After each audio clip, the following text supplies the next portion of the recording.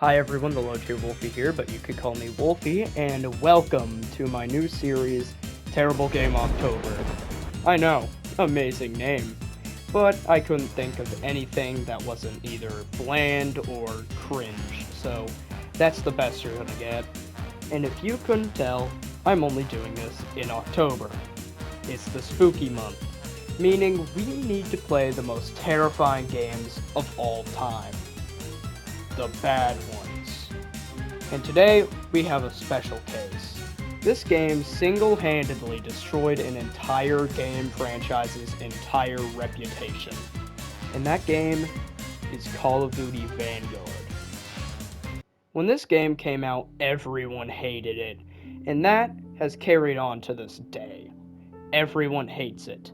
So, what I'm doing here today is I'm going to look back and see just how bad Vanguard is. So, might as well tackle this beast as fast as possible. So, let's start with the campaign. To start off, I set the campaign to Veteran difficulty, which is the hardest difficulty in the game. But I didn't have that much trouble beating this campaign. It took me around 2 days to beat it all the way through, and for a COD game, that is extremely short. It only has 9 missions, as opposed to, for example, Black Ops 1's 15. But anyways, in my opinion, the campaign would have just been better as a World War II movie, because a lot of it is just long cutscenes. And it's sad because, not gonna lie, the cutscenes are the best part of the entire campaign. To start, the gameplay just feels slow in areas, especially on the first mission, which is sad. But back to the story aspect, the first mission has the main group of characters hijacking a train full of, German soldiers from the World War II era, on its way to Hamburg, which is the location of a German facility containing hidden documents. But like most COD campaigns, your team fails, and unlike most COD campaigns, the character you're playing as at the time, just referred to as Novak, is just unalived. He is unalived by a man that will be very important later on named Freisinger, and he, if you could not tell by the blatant unaliving by chair, is not good. And after this, the crew is transferred to a prison where they will be tortured and interrogated.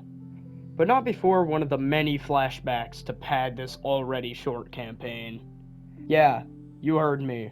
There are entire missions that are just flashbacks. 7 to be exact. Which is just a joke.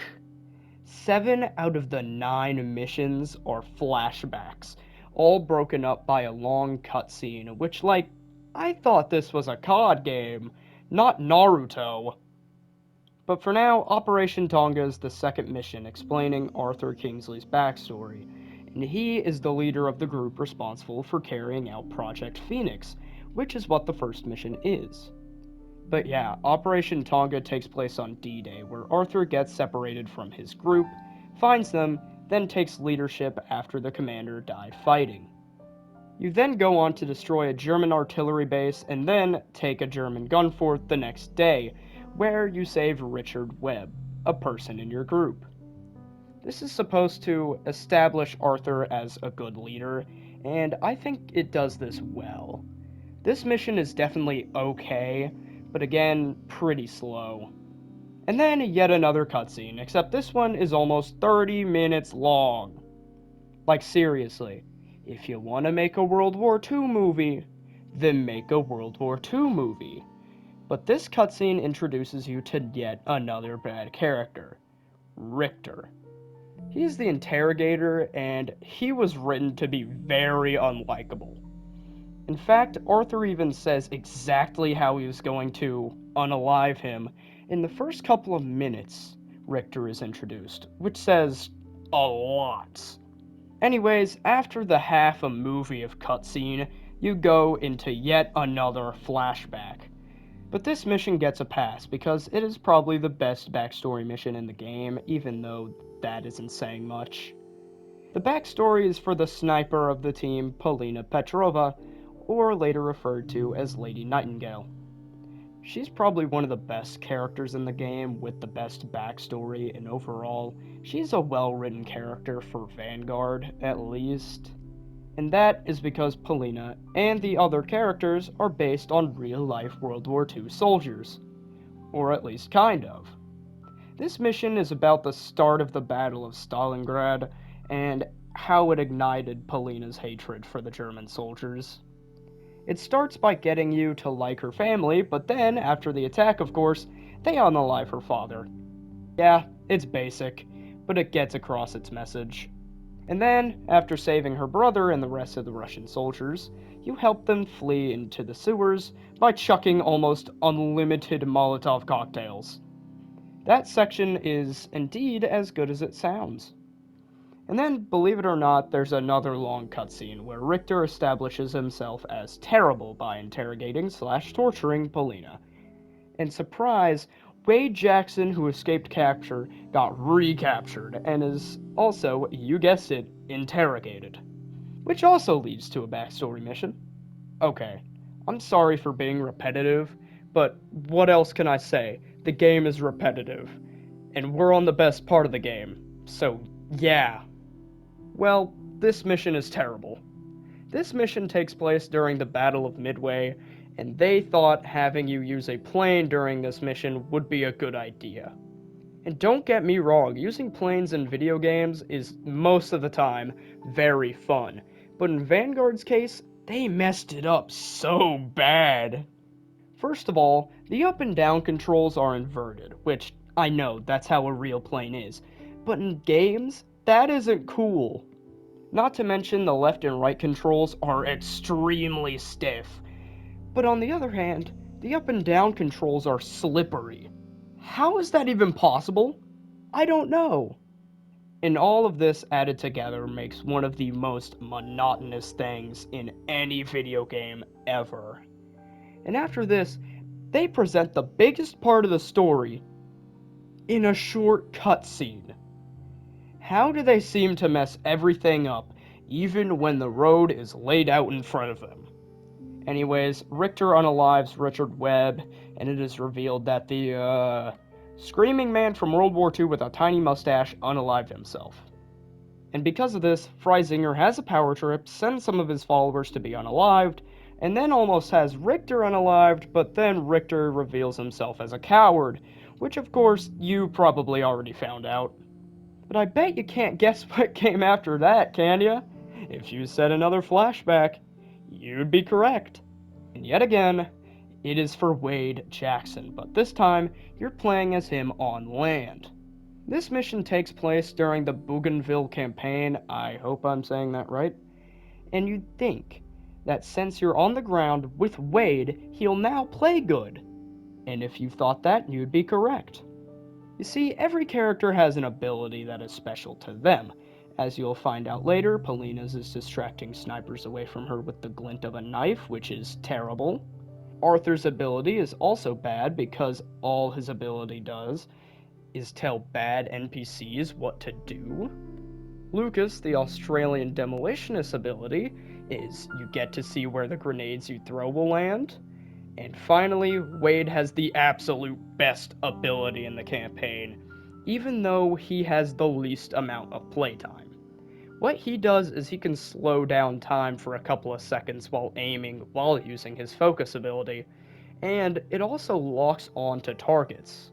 So, as you could see, he is overpowered, which is why you only get to play as him on the ground twice. Obviously.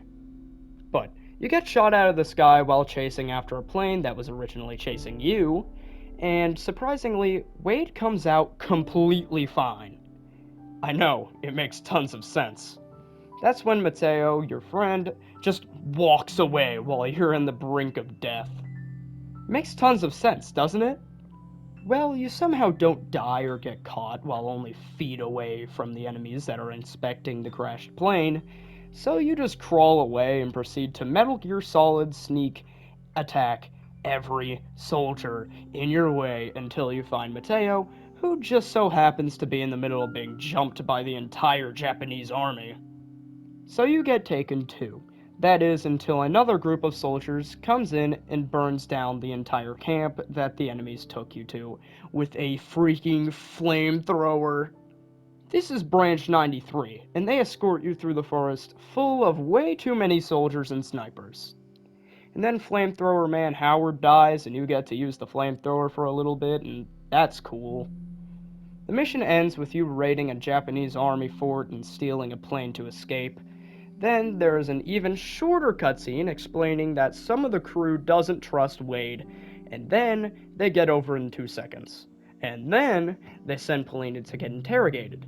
And then there is another flashback mission. You're seeing a pattern, aren't you? Or is that just me? Well, this mission is in Stalingrad again, except this time it is in the middle of the battle, and by this point Polina has gained her title as Lady Nightingale, meaning you're being hunted. But at the same time, you're trying to hunt down and unalive Steiner, who, if you couldn't tell, is bad. So after finding and following Steiner, Polina's brother Misha gets shot, and he sacrifices his own life so that Polina would survive. And that is why Polina has a good backstory. She actually has character and a reason to fight, meanwhile the other ones are a bit more bland. Other than Lucas, but we'll get to that in a second. The rest of the mission is just Metal Gear Solid and ends with you unaliving Steiner and the Russians taking back Stalingrad. Then, of course, another cutscene plays, but this time Lucas pretends to betray his team, and that leads to his 2 backstory missions. The first mission takes place during the Siege of Tobruk. It starts with Henry Hams, the soldier's higher-up, setting off hidden bombs at the wrong time, meaning you now have to fight off tons of soldiers and trick shot a grenade into a tank, which is cool, I guess. But that's when you're jumped by a hiding soldier, but your friend Bluey saves you and pays for it severely. So you chase after the soldier who was in a car, but good for us, he was a terrible driver. So we then hunt him down by following a trail of blood to a German camp. So of course we unalive every soldier there somehow and find a map to another camp. And on the way to that said camp, you sneak unalive a handful of soldiers and move on to the camp. But when you finally reach it, what do? Well, you don't shoot the soldiers to unalivement, you blow them all up. Yeah, you literally blow everything up and shoot down a plane. I'm not gonna lie, the plane is really annoying. This then leads to an irrelevant less than 5-minute long cutscene, basically explaining that Lucas was lying to Richter like the other crew members were. Even though they were telling them their backstories that aren't lies, so I don't know how they're telling lies, unless if they're lying about other stuff, I guess. And then off to the next mission. This mission is set during the First Battle of El Alamein, as shown with the name, the Battle of El Alamein. Yet again, I hope I'm saying that right. The mission starts with your group pulling up on lots of soldiers, but your team has tanks. But too bad the tanks do close to nothing. So, after you and the 2 from the last mission split away from the others and destroy a couple of mortar groups, and meet back up with the squad after to rush more soldiers, this time in trenches.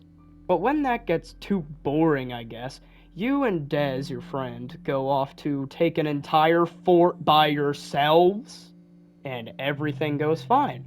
That is until multiple trucks full of soldiers roll up and Dez just gets unalived out of nowhere. And they end the mission there, and the cutscene after shows Lucas Mortal Kombat X-raying Hams, and that was pretty funny. And now for the best mission in the game, which just so happens to be the last. The cutscene before the mission starts with Richter being unalived by the team, and Freisinger starting the Fourth Reich, which is like the Third Reich, but +1. He plans to escape the Russian army which arrived in Berlin and is currently destroying everything, and it is your team's job to stop him. So you start off as Arthur after escaping the cell, and you get into a car with Wade driving in a chase to catch Freisinger. That is until you get out of the car. But luckily, even though he could have kept on driving, Freisinger also left his car, leaving you and your team to wipe out most of the newly formed Fourth Reich in a couple of minutes. And after the casual mass unaliving, you charge into the war-torn streets of Berlin to wreck a couple of hundreds more soldiers. But then you switch to Polina to clear the courtyard. And by clear the courtyard, I mean quick scope every living thing there. Then you swap to Lucas to blow up 3 tanks and destroy a barricade. And then, to round out the team, you play as Wade to do some more shooty stuff for only like 5 minutes, which is kind of a bummer, not gonna lie. And the mission ends with you playing as Arthur while chasing after Freisinger, him being a little bit too cocky, and Arthur showing him that he, doesn't care about him. And it all ends with the crew flying off with a little nod to Zombies mode thrown in there with Project Ether. And that was the best part of Call of Duty Vanguard. Yeah, it gets way worse from here because multiplayer is terrible. I started off with a basic blueprint gun game, and I was new to multiplayer, so I was bad, but oh my god, the lag is terrible with this game. I kid you not, when there are more than 3 people on screen, the game will lag spike, and something or someone will ragdoll straight into the atmosphere. Not to mention, if you are new to the game, you will be mobbed by the higher level players in the lobby because there is no level-based matchmaking. But I digress. The next match was Search and Destroy, and it was even laggier and was extremely slow. And it didn't help that I don't like Search and Destroy. So then I ended my multiplayer journey with 2 rounds of Team Deathmatch, because it is my favorite mode, even though that isn't saying much, because it was just a tiny bit less bad than the other modes. And yes, it was also laggy. So yeah, the multiplayer is absolutely abhorrent, but maybe the Zombies mode will be a tad bit better, and oh no. This looks unfinished. Why does everything look green? Why does everything look like a stock prop from Unity? Why are the zombies' health bars so inaccurate? Okay, I'll be serious. I started with the first map of the 4 in the entire game, which is like, really? You have the same amount of maps as World at War? That's embarrassing. The Archon, and just saying, I wasn't going to try the Easter eggs because it isn't worth it. And yeah, this is absolutely terrible. The game is somehow even laggier than the multiplayer, and it looks like they put an Instagram filter over this thing. Look at it. It's green. Not to mention, I also found a glitch on accident where you can one-hit melee kill zombies up until round 3, and that explains a lot. And to finish off this map, I died to zombies hitting me through a riot shield. Yep, this is trash. Next up, Shinonuma. First of all, it's a remake of Shinonuma. Why? And this is kind of a faithful remake, but with all of the bad qualities of Vanguard, and that buries it. Not to mention, it is way too easy. It is the best map in the game, but at the same time, that's because it's just Shinonuma. Then there's Terra Maledicta, and this is just the Archon without the Instagram filter. And it's not round-based. Instead, this is just a bunch of side quests disguised as a zombies map. And finally, Duranfong, which is yet another non-round-based zombies, which I hate. It's just side quest mixed with Vanguard, and it makes me hate every second of it. It's so boring. Not to mention the starting area just feels rushed. The box and the pack-a-punch machine were steps away from each other. I am so done with this game. So yeah, Vanguard is terrible, as I figured out. And not gonna lie, the stay true or go bad phrase is extremely ironic. And with that, this is the end of the first Bad Game October. Now, if we reach 500 subs, I'll review Black Ops 3. With that being said, I don't know how to end videos. See ya.